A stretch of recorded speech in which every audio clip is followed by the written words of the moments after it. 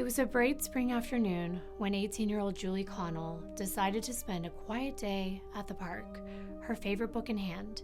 She was a straight-A student, a loving sister, and a young woman with a future full of possibilities. But when her family came to pick her up, she wasn't there. Julie had vanished. Hi everyone, welcome back to my channel, and if you've never been here before, I'm Kimberlea. It's nice to finally meet you. What I cannot believe is that it is only a few weeks from Christmas right now. And I know that so many of us are looking forward to this time of year, but what we're not looking forward to is the debt that it can bring. And the truth is, many of us will get deeper into debt during the holidays. Last year, half of American consumers took on debt to pay for the holidays. And this year it could be you. I know it's going to be me, sadly enough, but honestly, it happens to me every year. But it's never too early to start planning to get out of debt. And my friends at PDS Debt, a loyal sponsor on this channel, can help with personalized solutions just for you. And this applies to anyone struggling with credit cards, personal loans, collections, or medical bills like I am, because PDS Debt strives to understand your specific scenario and can help provide alternative solutions to becoming debt-free. If you're making payments every month on your debt and your balances are not going down, PDS Debt has solutions for you. Everyone with $10,000 or more in eligible debt qualifies, and there is no minimum credit score required. Bad and fair credit are accepted. Save while paying off your debt in a fraction of the time. I've used the same process to get rid of my debt, and it's that time of year again to do it again. So start planning today. You can get a free debt analysis right now at pdsdebt.com/Kimber, and it only takes 30 seconds. That's pdsdebt.com/Kimber. And thanks so much to PDS Debt for sponsoring this channel. Now let's get into today's case. Editing Kimber here. Just wanted to take a moment to say, I've noticed that my lashes need a little love today. I am a new mom. I'm trying my best, but I didn't want that to distract from the story because it is a very important story and it's not what's important. So I wanted to get that out of the way, the elephant in the room, and concentrate on Julie's case today. Also, something I always forget to ask you to do, please subscribe if you haven't already, like this video, and even share it with someone. It really does help my channel, so thank you so much in advance. As I explained in the intro, an 18-year-old vanished in broad daylight. Hours and hours go by, and there is still no sign of Julie. What began as a hopeful search soon spiraled into every parent's worst nightmare. How could a vibrant young woman disappear with no one even noticing? As her family and the community fought to uncover the truth, this case took twists and turns that shocked even the most seasoned detectives. What happened to Julie Connell that day in the park? That answer would take decades to uncover. But first, let me introduce you to Julie Connell. Imagine that friend that you always look up to, the one who has everything figured out. They're smart, put together, and full of potential. That was Julie. She was born on April 15th, 1966, and she was the oldest daughter of Jim and Kathy Connell. And she was born in San Leandro, California. In the 1980s, it was the kind of place where families felt safe leaving their doors unlocked. Nestled in the San Francisco Bay Area, the suburban streets were lined with well-kept lawns, children playing outside, and the comforting sound of neighbors exchanging greetings with one another. For the Connell family, their home at 1593 Vining Street was a haven of love and security. It was a cozy suburban neighborhood, the kind of place where I said kids would go and play outside until the streetlights came on. The biggest neighborhood drama was whose lawn got TP during homecoming, and Julie took full advantage of that stability, focusing on her studies and her hobbies. Right from the start, Julie was an overachiever. She had this quiet determination and a spark about her that made people notice. Her younger sisters, Wendy and Patricia, practically worshipped her. Julie was a straight-A student at Arroyo High School in San Lorenzo, California. And she wasn't just good at school. She was great at school. She was so academically inclined. She was the kind of girl who would make flashcards for fun. Her teachers adored her, and her classmates saw her as someone who they could count on to be kind and genuine. And it wasn't just about the books. Julie was the whole package. She loved writing, acting, and she dreamed of one day being in broadcasting. Now I want you to picture this. It's the 1980s, and Julie's life is like a John Hughes movie, but without the angsty teen drama. She had her high school sweetheart, Tom O'Neill, who was a little older than her. He was 20, he was a college guy, and they were cute. They hung out together all the time, laughed together, and enjoyed each other's company. When Julie turned 18 on April 15th of 1984, that was a huge deal. 18 is the age when you start to feel like, I'm an adult now. She had just purchased her cap and gown for graduation and put a deposit down for a class trip to Disneyland. Julie spent the day with her boyfriend Tom just celebrating because just a few months earlier, she had been accepted into California State University at Hayward. She had big goals, and honestly, no one doubted that she would achieve all of them. Julie wasn't just book smart though. She was thoughtful, caring, and she spent time volunteering at her local church, reading Bible stories to kids. She was the kind of person you just felt good being around. Her family, her friends, everyone who knew her saw that she was on the brink of something great. But here's the thing that hits hard. Julie wasn't just a girl with dreams. She was a sister, a daughter, and a friend, like us. And that's why her story really hits home, because Julie could have been any of us, a young woman with her life ahead of her, living her best life, completely unaware of the danger that was lurking in what should have been one of the safest spaces. Her story isn't just about what happened to her, it's about who she was. This vibrant, ambitious girl who deserved to grow up, to live out her dreams, and to see where her life would take her. And knowing her story means we're not just remembering the tragedy, but the person behind it. Julie Connell deserved so much more than what the world gave her. And that's why we're here today, to make sure she isn't forgotten. It was April 20th, 1984, Easter weekend, a time for pastel dresses, egg hunts, and honestly, just soaking up the early spring weather in California. The Connell family had plans for a relaxing, wholesome afternoon. Kathy, Julie's mom, wanted to take her 3 daughters to see the movie Police Academy at the Festival Cinema, family bonding over popcorn and laughs during spring break. But Julie had already seen it. She had other plans that day. Julie was the type of girl who always had her priorities in order. And while her sisters, 15-year-old Wendy and 12-year-old Patricia, were excited for the movie, Julie decided to use that time to catch up on her schoolwork. College was around the corner, and she wasn't about to slack off now, especially since she had a test on Monday. So she packed her essentials, a book she was reading for class called A Face of a Hero, a blanket, some lunch, and her trusty lavender USA t-shirt paired with blue jeans and white tennis shoes and cute bobby socks. Her style was comfy and practical, which was so Julie. Kennedy Park was just across the street from the movie theater, and that was her destination. It was the perfect spot, a quiet little park where you could stretch out on the grass and get lost in a good book. Julie told her mom, "Pick me up here when the movie's over." And with that, they dropped her off around 1 p.m., never imagining that it would be the last time they saw her. At the park, Julie set up her little study station like a straight-A student would. She spread out her blanket, pulled out her book, and got to work. Her sister Wendy hung out for a bit, waiting for the movie to start. Everything seemed normal, peaceful even. The sun was out, people were around, and it felt like an ordinary day. But when the movie was over and Kathy and the girls went back to the park, Julie wasn't there. At first, it didn't seem like a big deal. Maybe she wandered off to go grab something to eat, or she got bored and she went home early. Kathy searched the park, calling out Julie's name, but there was no sign of her. Not the blanket, not the book, nothing. By the time they got home, Kathy was expecting to see Julie waiting for them, ready with one of those, "Oh, I just decided to leave early" explanations, but the house was silent. Julie wasn't there. And with each passing minute, the worry started to set in. Jim Connell, Julie's dad, got home from work and immediately noticed that something was off. Julie not being there. That wasn't like her. At first, he was annoyed. Why couldn't she have just called, he said, and let us know where she was?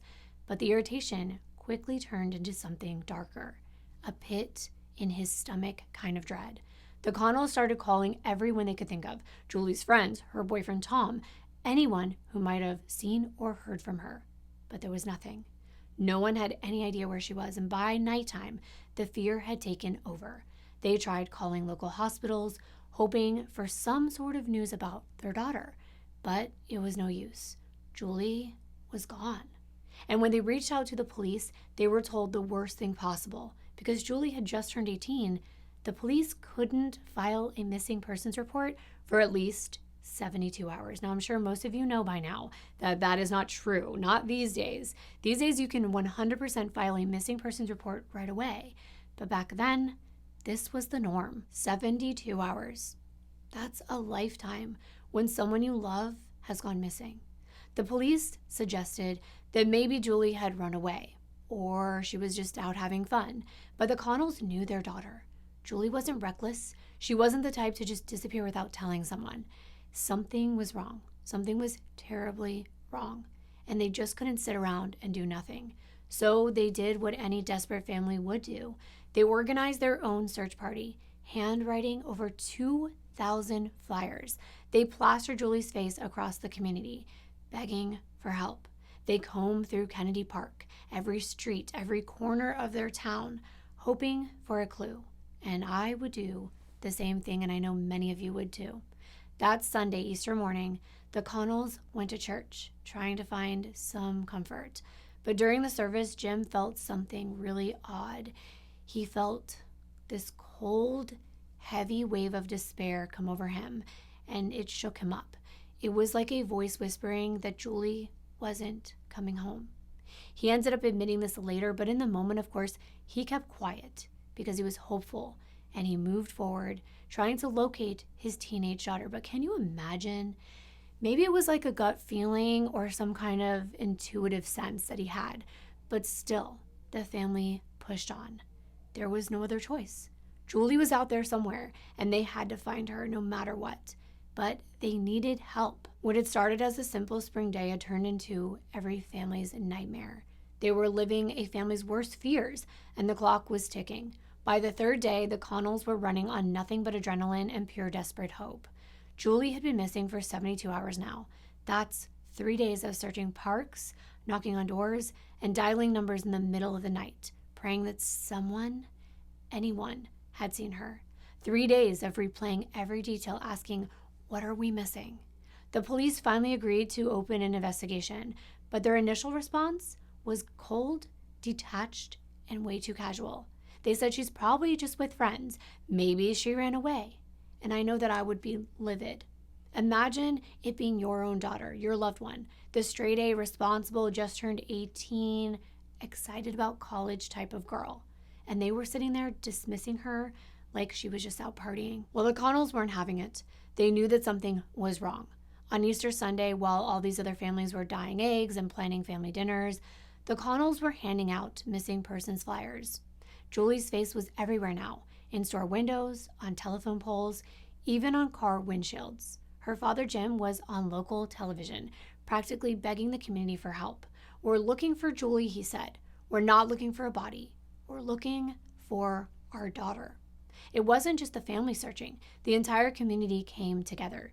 Strangers showed up with flashlights, with boots on, combing through Kennedy Park and the surrounding neighborhoods. Psychics reached out with visions, and search dogs were brought in to sniff out a trace of Julie. It was a whirlwind of effort, but none of it brought any answers. Then came the first clue. A woman called the police after seeing Julie's disappearance on the news, and she thought she found something. It was a book, thrown into the bushes on her front porch. It was the same book Julie had taken to the park, A Face of a Hero. The woman noticed that the book had been taken out of the Arroyo High School library, which she knew from the news that Julie attended. Recognizing the significance of this discovery, she decided to contact the police. She wondered how it got there. Who just threw it away like that? Surely not Julie. Before detectives could make sense of any of this, another call came in. Another woman and her daughter had been walking not too far from the park when they spotted a lavender shirt and a bra just lying in the street. The shirt matched the one that Julie had been wearing, and the bra was cut down the middle. The straps were ripped. It was the evidence that no one wanted to find, because it meant that something bad could have happened to Julie. When police brought the shirt and the bra to the Connell home, Kathy and Jim could barely look. They knew instantly that they were Julie's. For Jim, seeing the shredded fabric was almost too much. She's in trouble, he told them, and his voice was breaking. He knew she was really, really in trouble. But even then, the Connells refused to give up until they found her. They had to believe that she was still alive. 2 days later, 2 teenage girls came forward with another clue. Julie's backpack was found. They admitted they found it under a payphone at a 7-Eleven, but they had gone through it. They were admittedly looking for anything valuable and then tossing the other items that they didn't want from their moving car window as they drove away. The teenage girls said that they later saw the news about Julie's disappearance and how she had a backpack with her at the time, and this realization prompted the friends to realize that the bag might hold some important value, some evidence. So when they heard this, they told one of their sisters, and the sister advised them to call the police to tell them what they found. After the police picked up the backpack from the teenage girls, they were able to confirm that it belonged to Julie Connell, and inside was Julie's blanket. But there was nothing else to indicate what happened to her or where she might be now. Each of these clues was like another breadcrumb, a little bit of hope mixed with fear. And then, 5 days after Julie vanished on April 25th, the call that they had been dreading came in. A rancher and his wife were out tending to their cattle in a remote part of Castro Valley, approximately 20 minutes away from Kennedy Park, where Julie was last seen. The rancher explained that they were there to bring their cattle down from the mountain into a small remote corral, and the couple stumbled upon a shocking sight: the body of a young woman. She was inside the corral, lying in the open, exposed to the elements, and nude from the waist up, clearly no longer alive.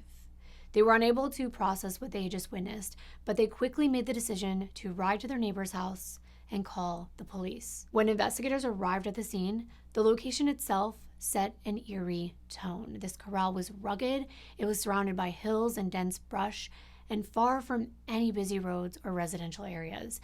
It was the kind of place that no one would just stumble upon unless they were there for a specific reason. It was isolated, quiet, and unfortunately the perfect location for someone to try to hide a crime. As officers approached the body, it was clear that they were dealing with a homicide. The woman had no identification on her, but the detectives had this gut feeling that it would be Julie Connell. The nude upper part of the body was bruised and bloodied. Her throat was wounded from ear to ear, slashed across. Her left wrist was bound tightly with this elaborate type of knot, wrapped 12 times with some kind of cord. Her right arm was nearly severed. It appeared that the killer had tried to restrain her with such violence that the ligature cut into her flesh. The condition of her body told a very tragic story right away.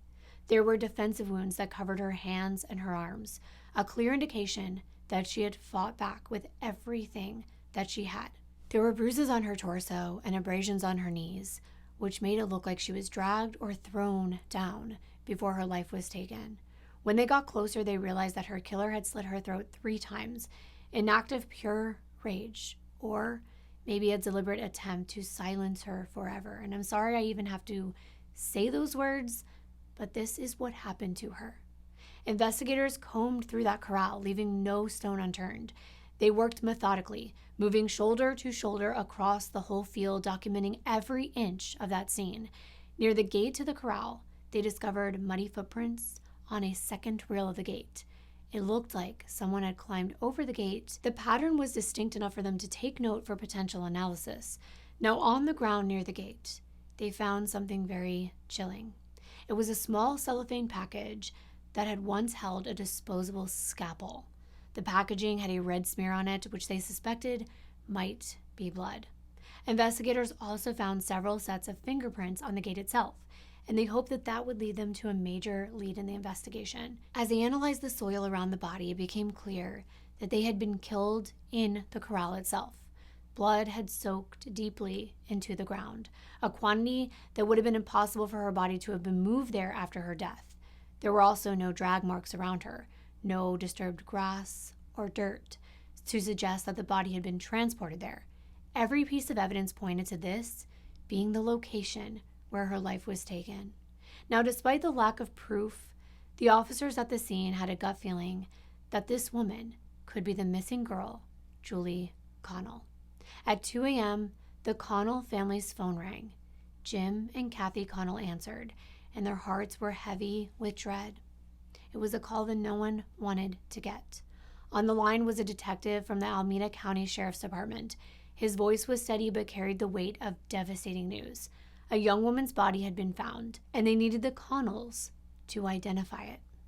They prayed silently because they were hoping that the police had not found their Julie. Next thing they knew, there were officers at their front door. They let them inside, and one of the officers handed them an envelope.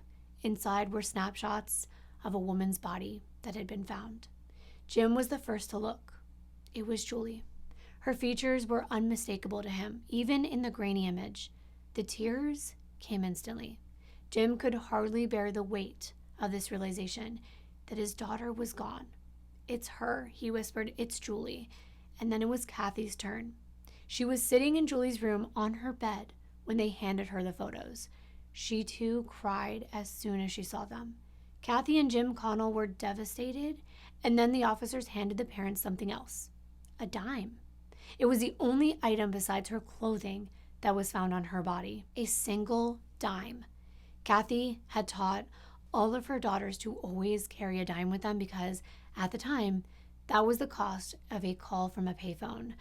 The Connells were now faced with the additional challenge of breaking the news to their younger daughters, Patricia and Wendy. 12-year-old Patricia, Julie's youngest sister, remembers her mom breaking the news. She said, "Your sister is dead." And she was holding her hand. And she said that she knew what that meant in the moment. She struggled to make sense of it, though. What did it even mean? What was she supposed to do now, she wondered. For Wendy, the last family member to see Julie alive, the guilt and the grief were overwhelming. She kept replaying the last moment in her mind countless times. Julie, lying peacefully on her blanket, completely unaware of what was about to unfold. The loss shattered this family. She was the glue holding their family together. The big sister Wendy and Patricia adored, the girl who brought joy into every room she walked into. And now she was gone. For Jim and Kathy, the grief was unbearable. But somehow, they managed to keep going. For Wendy, and for Patricia, and for Julie. They didn't just want justice, they needed it. Whatever happened to Julie, whoever did this to her, they weren't going to let it end here. But their nightmare had only just begun. Julie Connell's body was transported from the corral in Castro Valley to the Alameda County Coroner's Office, where the full scope of the violence she endured finally came to light. The autopsy revealed a brutal story, a grim narrative of her final hours that underscored the monstrous cruelty that her killer carried out. For the investigators and her family, the report was both a source of heartbreak and also a critical piece in this puzzle for justice. The medical examiner determined that Julie's cause of death was exsanguination, and I've talked about this before. It's just another word for massive blood loss. It resulted from the 3 deep cuts to her throat. These wounds were not random. One cut severed her carotid artery, ensuring that she would not survive long after the attack, and there were defensive wounds on her hands, forearms, and shoulders. She had likely used her arms to shield her face and throat. The slashes crisscrossed her skin. They were evidence of her desperate attempt to fend off this attacker.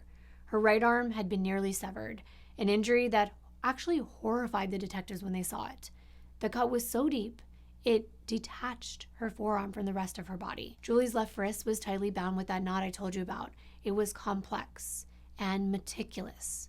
The medical examiner noted that the knot wasn't improvised in the moment.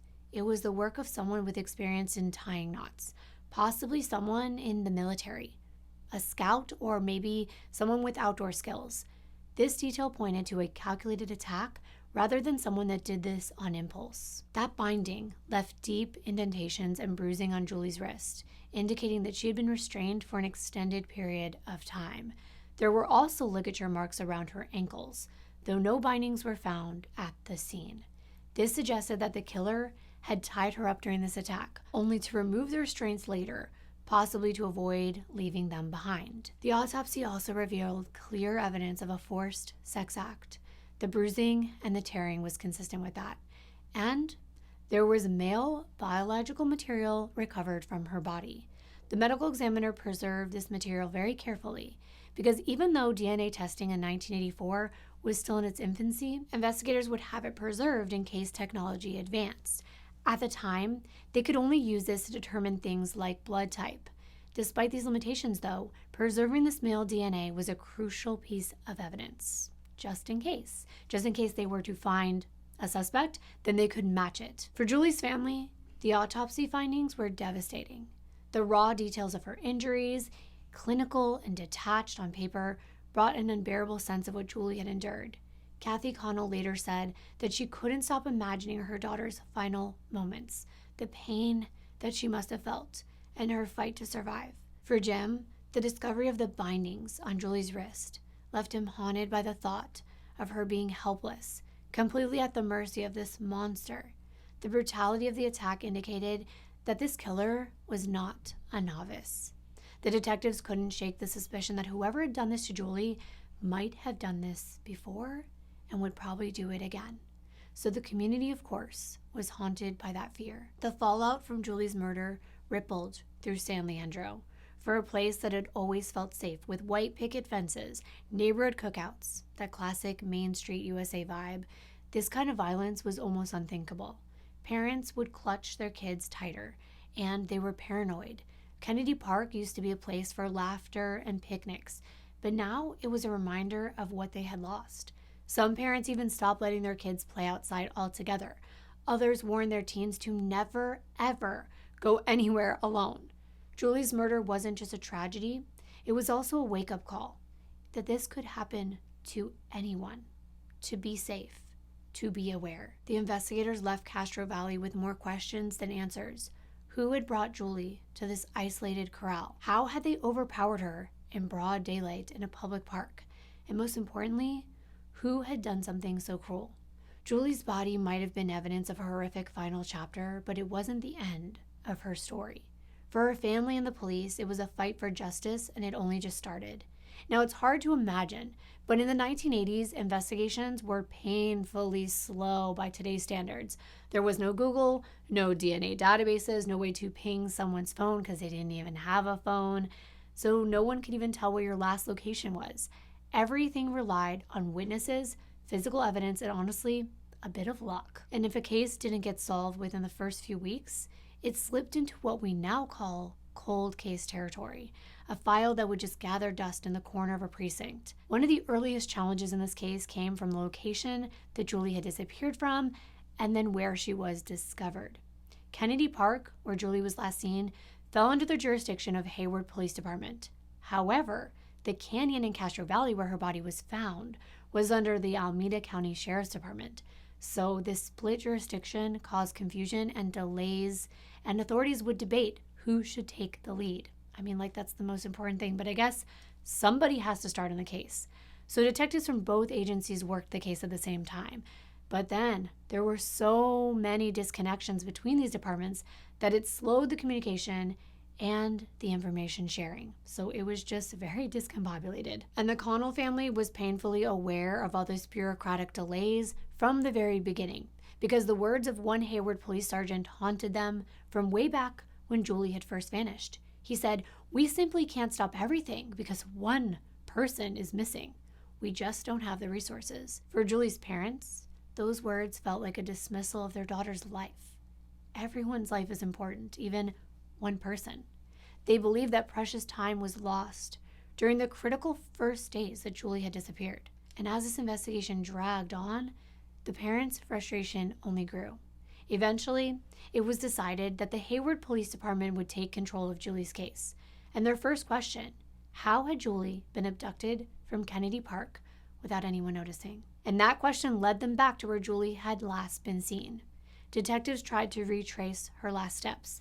They combed through the area near the spot where she had spread out on her blanket, hoping to find a clue that everyone had missed. Unfortunately, time had passed since she disappeared, and the park was a high-traffic area. Any forensic evidence that might have been left behind was long gone.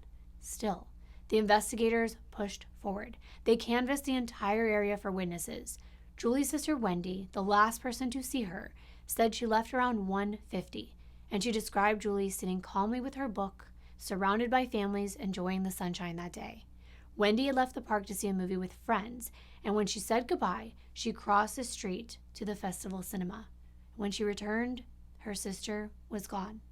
Other park goers confirmed seeing Julie that afternoon, but no one reported hearing a scream or witnessing anything they thought was suspicious. With the investigation stalling, detectives decided to try something unconventional, a reenactment of Julie's last known moments, and they convinced the local media to record it, to cover it, to put it to the public. They believed that staging her visit to Kennedy Park could possibly jog someone's memory and produce a breakthrough that they desperately needed. Now, what was really interesting was that Wendy agreed to step into her sister's shoes, literally. She wore the same lavender shirt and blue jeans that Julie had been wearing the day that she disappeared and was killed. She sat in the same spot that Julie had, spreading out on her blanket. The reenactment drew a lot of media attention. Of course it did. I mean, nothing like this was really happening back then, but there was a ton of cameras capturing Wendy's quiet bravery as she was just sitting there, mimicking her sister's final moments. However, Jim and Kathy were concerned. They knew that Wendy's participation could play a crucial role in unraveling the truth. While they understood the potential risks, they believed that Wendy's involvement could bring justice to their daughter. The detectives working on Julie's case admitted that they got the idea for this reenactment of her last sighting at Kennedy Park from San Francisco police, because they used a similar method in their investigation of a 10-year-old little boy, Kevin Collins, who disappeared on February 10th of 1984, and he was still missing, and he still is today. Kathy Connell attended this reenactment, and when the media approached her and asked her why she was there, she replied, "It's my daughter who got killed. I'm home. I've got a lot of time on my hands." And that made me really sad that they didn't even know that she was the mother of the victim and then actually asked her why she was sitting there. And it was also sad that she had so much time on her hands and thought that it would be right to use it to be a part of this. The reenactment of Julie's last sighting in Kennedy Park proved to be instrumental in solving her case, because a call came in to detectives. It was an employee of a store called Mervyn's. It was a department store nearby. And they informed them that the company had been having an Easter party in the park for an employee's family on the day that Julie went missing. This lead prompted detectives to interview everyone who attended the Mervyn's event. They were hoping to uncover any suspicious behavior or gather information about someone who might have seen Julie's abduction. Now, the closest thing that came to a lead from this was one of the employees from Mervyn's remembered seeing Julie near the mini train ride that circled the park. According to his statement, he rode that train, which lasted only a few minutes, and when it returned, Julie was no longer there. So he saw her when he got on the train, but by the time the train circled back, she was no longer on her blanket, and everything was gone. Now, another lead was that the detectives were able to gather up photographs that were taken from this event in the park. Now, these photos depicted various events throughout that day, including the arrival of the staff at the park, the setup of the gathering, the barbecue, ice cream party, and even an Easter egg hunt. And one of the pictures taken around noon focused on the area where Julie had been sitting. But unfortunately, the detectives could not identify any potential clues. By now, forensics had completed an analysis on the fingerprints on the gate. And unfortunately, this wasn't a lead. They belonged to the ranchers who discovered Julie's body. And the muddy footprint that was on the rail also provided no immediate matches. And this left detectives frustrated without a solid suspect. While DNA technology in 1984 was very limited, the sample did allow forensic experts to establish some basic traits about the perpetrator, including his blood type and the fact that he had reddish blonde hair. Further analysis revealed that the scalpel wrapping, remember that, the one that was discovered at the corral, that actually ended up belonging to a rancher who used it while he was out there one day. So by now it looks like the investigators are at a dead end. What they have is the biological material, and it's taken and frozen awaiting an advance in technology or to be matched to a suspect at some point. They also had wound analysis, the pattern of the cuts. This suggested a sharp object was used, and they were trying to look for any weapons to compare it to. And then they also had that binding technique, an intricate knot that was documented in detail. So the investigators began exploring whether this could be connected to any other crimes. Meanwhile, they looked into whether Julie's murder might be connected to some unsolved homicides in their area. Just weeks earlier, 14-year-old Tina Fields was stabbed to death near her junior high school. In December of the previous year, 14-year-old Kelly Poppleton had been beaten and stabbed to death. Both cases had very chilling similarities to Julie's, and detectives wondered if they were dealing with the same killer, maybe a serial killer. To explore this possibility, the Alameda County Sheriff's Department formed a task force to investigate the links between these murders. Detectives dug into every detail from the locations of the crimes, the type of wounds inflicted on the victims, but despite their efforts, no solid connections emerged. It seemed that Julie's murder was an isolated act of violence, or at least no one could prove otherwise at this point. The lack of progress weighed heavily on Julie's family. Jim and Kathy Connell, who had been relentless in their search for answers, were beginning to feel the strain. The constant media appearances, the long nights, replaying every detail of Julie's last day, the crushing weight of not knowing was exhausting. For Wendy and Patricia, their sister's murder was a shadow that hung over every aspect of their lives. Wendy later admitted that playing in that reenactment was an honor, but it was also a burden. It kept her sister's memory alive, but it also forced her to relive the trauma. For Patricia, every memory of Julie felt like a punch to her chest. She couldn't look at her sister's books or hear her favorite songs without breaking down in tears. 1 month after Julie's murder, the Connell family began to receive very threatening phone calls at their house. And these calls would come in very late at night, usually around 11 p.m., and they would taunt the entire family, but in particular, Julie's younger sisters, Wendy and Patricia. The caller would actually whisper very chilling words, things like, "I knew your sister. I'm going to do the exact same thing to you." It was disgusting. And the Connell family was terrified by these calls, and obviously they sought the assistance from the police. To track the caller's identity, the police set up a trace on the phone line. And through their efforts, they actually traced the call to a specific person. However, to their disappointment and surprise actually, this person making the calls was just some prankster that thought this was funny. That's really sick humor. And even though they had this malicious intent to cause them to be scared and terrified, they had nothing to do with Julie's murder. I don't see why someone would do a twisted prank like this and try to distress this family further, but people do this stuff. The investigation itself had actually stalled, and as time passed, there were no answers. And the Connell family was even more frustrated. They started to think they would never uncover their daughter's killer. The days actually turned into weeks, the weeks turned into months, and years went by without finding the perpetrator. One detective informed the Connell family that they may never know the identity of the person that killed their daughter. This detective warned them not to be surprised if this case remained unsolved. But we're here today talking about it, so you already know they found the killer. But Julie's room became a shrine to her memory. It was left exactly the way it was before she disappeared. Her books, her trinkets, even her purse was still in there, containing the money that she carefully saved. It was all left untouched. It served as a painful reminder of the life that she had left behind. The community's initial outpouring of support gradually faded as the years passed, but for the Connell family, the wound still remained raw.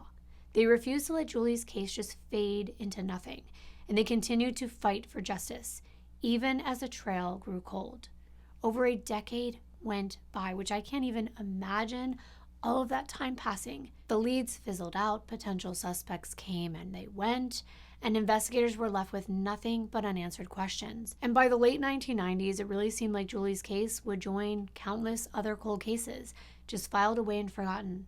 But what Julie's family didn't know at that point, what no one knew, was that science was quietly catching up to her killer. The DNA evidence collected from Julie's autopsy, once little more than a footnote in the case file, was about to become the key to unlocking the mystery that haunted them for years. So let's fast forward to when technology made leaps and bounds. The creation of the Combined DNA Index System, or CODIS, allowed law enforcement to compare DNA profiles from crime scenes against a national database of offenders, and suddenly cases that had been ice cold for many, many years started to thaw. 14 years after the murder of Julie Connell, the district attorney's office decided to reopen her case, and they sent that DNA evidence collected from her body for analysis. This process is slow, it's meticulous, and the sample was fragile after years in storage, and it had to be carefully prepared to avoid contamination or just degradation. However, the district attorney, Angela Backers, discovered that the DNA collected from Julie's body in 1984 was no longer even compatible with the newly established CODIS database. So this was really disappointing. But She was determined to uncover the identity of Julie's killer, and this is all she had.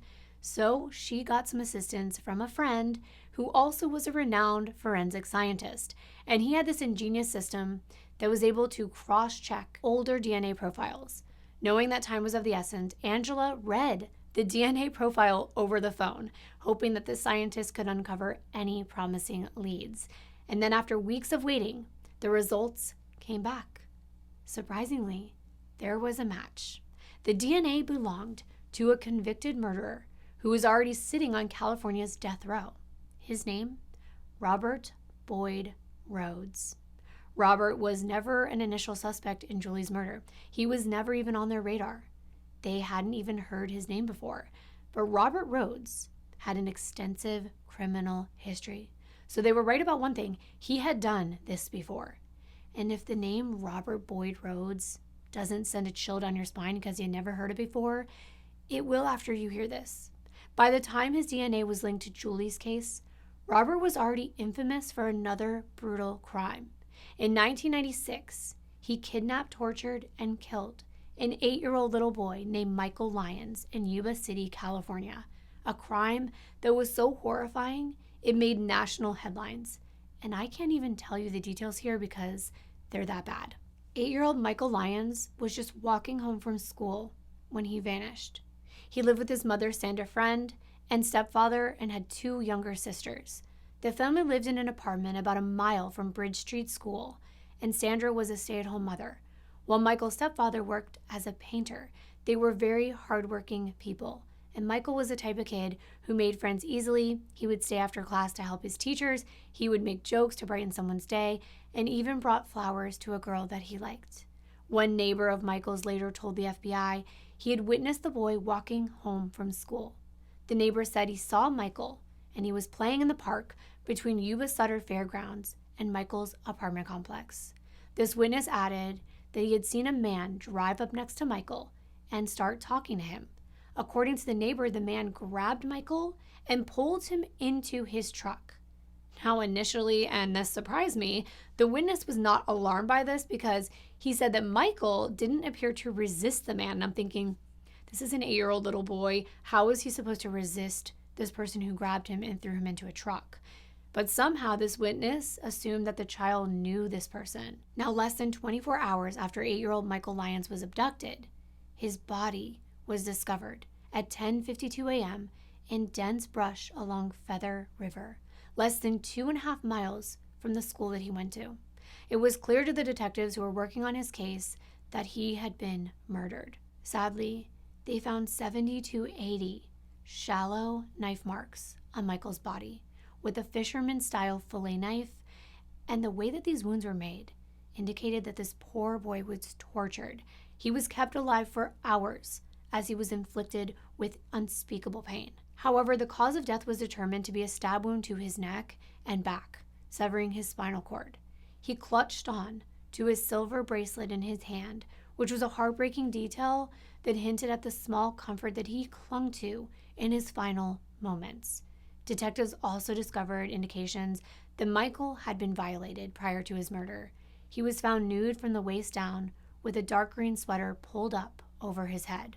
Between Michael's body and the river, which was 10 to 15 feet away, was a blood-stained blanket. Robert Rhodes was discovered by the police when his truck got stuck in the mud about a half a mile from the location where Michael Lyons' body had been discovered. When Robert was found, he was sitting motionless in his driver's seat wearing wet blue jeans and was completely shirtless and barefoot. His demeanor was eerily calm, but his presence there was suspicious. And upon further examination, the police noted a cable attached to a winch which was wrapped around the truck's rear axle, and this line was secured to a tree. On the open tailgate was a fishing knife, a thin-bladed fillet knife with a serrated edge. The knife had blood and river soil in the corners where the blade met the handle, and DNA testing later showed that the blood on the handle crevices was Michael's. Once Robert was in police custody, the detectives discovered that he was a barber and a resident of the small town called Sutter. However, further investigation revealed that Robert's picture was listed in a book of 892 child S offenders, which was intended to provide the community with a way of safeguarding themselves against monsters like this. I think somehow back in the day, that wasn't really an efficient way of, documenting and putting it out to the public who they should be aware of in their community. Now I think it might be easier because we have the internet. You can clearly just look it up. But that's the way they did it back then. For Michael's family, this loss altered their lives. Sandra Friend, Michael's mother, described her son as the heart of their home. He was just a happy 8-year-old kid who liked playing shortstop on his baseball team. Losing him in such a violent, senseless way shattered her entire world. Sandra later recounted how she would sit by herself for hours thinking about the 10 hours of torture Michael endured. She couldn't stop imagining her son's pain, how scared he must have been, and the evil he faced in his final moments. She said, "It took me many, many years to come to terms with what happened to Michael. There's so much hurt and anger and despair when someone takes your child. Your whole being is ripped out, and you have to rebuild it very, very slowly." As a mom, I can't even start to imagine that, but I think my mind would do the same exact thing and just keep replaying those terrible moments over and over again. The emotional devastation did not stop with Sandra. Her husband, Michael's stepfather, turned to alcohol as a coping mechanism, and her daughters, Michael's sisters, they struggled to make sense of his loss. Michael's younger sister, Alethea, only 5 years old at the time, later shared how deeply it impacted her entire childhood. She described waiting for her brother on their apartment steps, wrapped in his Spider-Man blanket, not knowing if he would ever come home. Once she became an adult, she recalled how the murder turned her family's world upside down. She said, "Each one of my family members died that day in their very own way. I'm 25 years old and I'm still afraid of the dark." The trauma shaped her entire life, just as it did for Sandra and the rest of their family. Michael's mother's grief could have consumed her, but instead, she found the strength in fighting for change. She threw herself into advocacy work, channeling her pain into efforts to protect other families from enduring the same nightmare. She became an outspoken supporter of laws targeting offenders, including California's Megan's Law, which allows the public to access information about registered offenders in their communities. Sandra worked tirelessly to educate parents about the tools to keep their children safe. She often spoke at schools. She would warn children about the dangers of strangers and empowered them to recognize unsafe situations. Her advocacy extended beyond her local community. She testified before lawmakers. She participated in rallies and even collaborated with other parents who lost children to violent crimes. In memory of her son, Michael, Sandra established the Michael Lyons Foundation, which is dedicated to raising awareness about crimes against children and supporting families of victims. But this was all after Robert had already committed a number of crimes and was now linked to Julie's murder. He had once robbed a woman at a store right near the park where Julie disappeared, and later he forged 2 checks from the woman's bank account. Back in 1985, only 1 year after Julie Connell's murder, Robert attacked another woman in Yuba County. He gained entry to her home, he held her at gunpoint, and threatened her life if she didn't give him her money. Then he handcuffed her to a chair. He violated her, and then when he was finished, his words were chilling. He said, "This is like Bonnie and Clyde, but Bonnie is not gonna make it." He put her into his truck, and he drove towards the river. This woman, in a desperate act of survival, managed to jump from this truck, from the moving vehicle, and Robert then reversed the truck towards her, trying to hit her, but she managed to roll underneath. She recognized her opportunity to flee, and she ran to a nearby building. And Robert was then arrested and convicted of kidnapping and a forced sex act. But he wasn't locked up for long. And once he was released, he went right back to his old ways. And in 1993, he violated a 4-year-old, a granddaughter of the woman that he was dating at the time. And this crime resulted in yet another conviction for lewd acts against a child, cementing his status as a predator who would prey on the vulnerable. But despite these convictions, and this always seems to happen, especially in older cases, Robert remained free for most of his life, just quietly moving through California like a shadow. And Robert was convicted of Michael's murder and finally sentenced to death in 1999. And by 2002, his DNA was now matched to Julie's case. The brutal similarities between her murder and Michael's painted a very terrifying picture of who a person like Robert was. He was cold, and he was calculating. He was a killer who derived pleasure from inflicting great pain.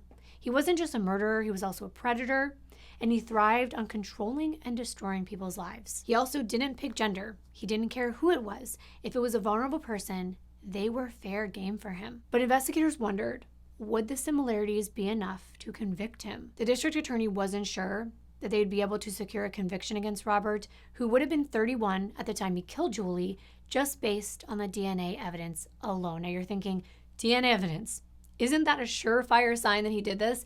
Well, not exactly, because you probably realize that the defense is going to insist that sure, there might have been a sexual encounter, but it was consensual. And of course, that's what they planned to say in this case. So the investigators knew they had to find something else connecting this man to Julie's murder. And this was so many years later, so they were racking their brain, trying to figure out what other evidence and clues they can look for. And there was no one more invested in this case, other than her family, than the district attorney, Angela Backers. She was relentless. She scoured the evidence piece by piece, not even sleeping and spending every waking hour trying to find a connection. And finally, she was able to locate one of Robert's ex-girlfriends who he was dating back in 1984. And that ex-girlfriend revealed two very important details. One, he had been living less than a block away from Kennedy Park, where Julie had been last seen. And two, he drove a green truck at the time. Now, the green truck gave Angela an idea. What if he had driven that same green truck that day and parked it somewhere at Kennedy Park where he took Julie?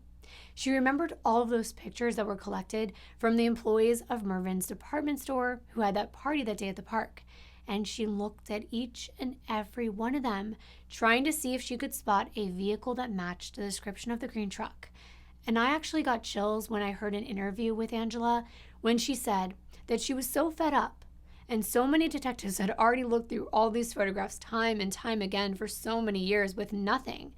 So she actually prayed, but she prayed to Julie. She was like, please, please give me something to go on, please. And then she grabbed a magnifying glass and she went corner to corner, up and down, and she couldn't believe it. In a somewhat blurry photo, an old, bad quality photograph, there it was, a green truck. And then she scanned down from the truck and she couldn't believe it. There was Julie on the blanket. Now it's very hard to make out the details, but the colors tell a story. The blanket, her shirt, it was her. And the truck, it was there at the same time. And this proved it. It was the link that they needed. All of the evidence combined provided the district attorney with sufficient evidence to charge Robert Rhodes with the murder of Julie Connell. Now, the weight of the past was heavy for Julie's family. The news that Robert had been identified as her killer, of course, brought a mixture of relief, but also heartbreak. The revelation that this man had gone on to murder Michael Lyons and potentially harmed others in the years between when Julie disappeared to when he was found was devastating. Julie's sisters, Wendy and Patricia, were now adults, and each of them were grappling with their own memories of their sister that they lost. Kathy Connell reflected on the long years of just waiting and waiting. She said, "You hold on to the hope for so long, but when the truth finally comes, it's so much worse than you imagined." And in 2007, 23 years after Julie's murder, the Alameda County District Attorney's Office prepared to take Robert to trial. Now, by this time, he was already on death row for Michael Lyons' murder, but prosecutors were determined to hold him accountable for Julie's murder as well. And I really respected that, because I've seen cases where this is not done because the person is already serving a death or life sentence. But in this case, they went forward. The prosecution's theory was that after Julie was done studying, she began to pack up all of her belongings into her backpack, her blanket, her book, and other items, and was possibly going to walk home, which was not too far away from the park. No one can know for sure what happened next, but they think that Robert either somehow convinced Julie to get close enough to his truck to snag her and throw her inside. Maybe he asked her a simple question, or maybe he was just fast enough to grab her after watching her for some time as she sat on the blanket in the park. It doesn't matter how he kidnapped her, because once he did, he forced himself on her, and then he brought her out to the corral and took her life. The defense wasted no time crafting a counter-narrative, knowing that the DNA evidence would be central to the prosecution's case. They, of course, argued that 31-year-old Robert and Julie, only 18, had been in a committed, consensual relationship. This claim shocked and angered Julie's family. She had a boyfriend at the time. She was just turned 18. There was no way that she was having any kind of relations with this 31-year-old murderer. Robert's sister, though, even testified, claiming that she saw the two together and she described them as a couple. I don't know why a family member would have the audacity to essentially get on the stand and lie for their family member who's already committed a heinous crime, but to each their own. The defense also attempted to highlight the passage of time, suggesting that the decades between Julie's murder and the trial would muddy the evidence. But the prosecution countered by showing how carefully this DNA sample had been preserved and how the advancements in technology had finally allowed justice to be served. For prosecutors, the defense claims were not only absurd, but they were deeply insulting to Julie's memory. They worked tirelessly to dismantle this narrative, highlighting Julie's character, her aspirations, and the lack of any evidence supporting the defense's version of events. This trial was obviously grueling for Julie's family. They were forced to relive every detail of her brutal murder, but they listened as prosecutors described the DNA evidence that linked Robert to Julie and the striking similarities between her case and his other crimes. A key moment came when the prosecution played a video of Julie performing on stage, showing her vibrant personality and the bright future that she had ahead of her. For the jurors, it was a stark reminder of the life that was stolen from her and the magnitude of this crime. The jury also saw the photographic evidence that placed Robert's green truck at Kennedy Park on the day that Julie disappeared. It was a critical piece of this puzzle that tied him to the scene of the crime and reinforced the timeline of events. After 4 weeks of testimony, the jury deliberated in less than an hour before delivering their verdict. Robert Boyd Rhodes was guilty of the murder of Julie Connell, and her family wept as the decision was read. For them, it was a moment of profound relief and vindication. Her dad said, "We waited so long for this. It doesn't bring her back, but at least we know he can't hurt anyone else." And one of the most emotional moments of the trial came when Julie's parents delivered their impact statements. Jim stood before the court. His voice was steady, but it was also filled with emotion. He was determined to talk for his daughter. He described her as bright and ambitious and spoke about her love for books, her dreams of becoming a teacher, and the hole her death had left in their family. He said, "We've spent every day since April 1984 wondering what Julie's life could have been like. Would she have gotten married, had children, made a difference in the world? We'll never know, because Robert Rhodes took all of that away." Kathy Connell followed him, describing the pain of losing Julie as a weight that she carried every day. She said no parent should have to bury their child, and no family should have to wait nearly 20 years for justice. Wendy and Patty also spoke, and they shared their memories of their sister and how her murder had shaped their entire lives.